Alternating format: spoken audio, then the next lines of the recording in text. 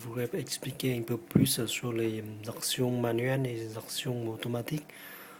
Donc, ici, on va consulter dans piloter manuel.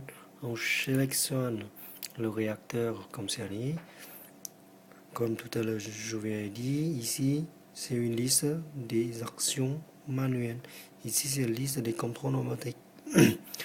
Alors, ici, alors, comme tout à l'heure, je rends visite, je dis il n'est jamais utilisé ou bien jamais téléchargé. C'est pareil. Ici, voilà, ça y est, il est activé, il est fonctionné, voilà, donc il envoie tout. En fait, ça c'est une simulation, donc il faut dire, il faut pas que vous êtes s'étonner, il est à l'air, il est activé aussi. C'est juste une simulation. Donc il est dans le mode manuel, voilà.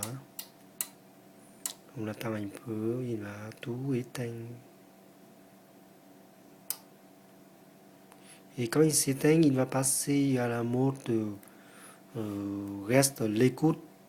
Voilà, reste l'écoute des commandes. Donc il récupère les contrôles mode. Il reste toujours à l'écoute. Alors, pour que je revienne dans la liste des actions, ici une liste des actions, j'ai mis démarrage et durée. Donc il y a deux phases seulement pour une action.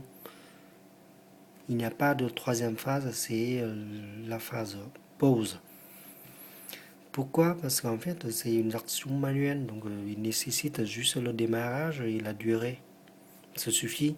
Mais par contre, en revanche, dans le mode contrôle automatique, donc ici, il faut que alors je vais consulter. Il est là. Donc avec les mesures par l'époque, voilà, je fais. Et puis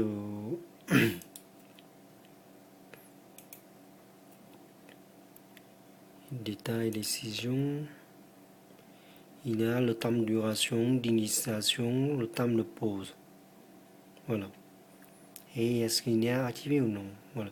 Donc pour le contrôle automatique, il est fait en trois phrases.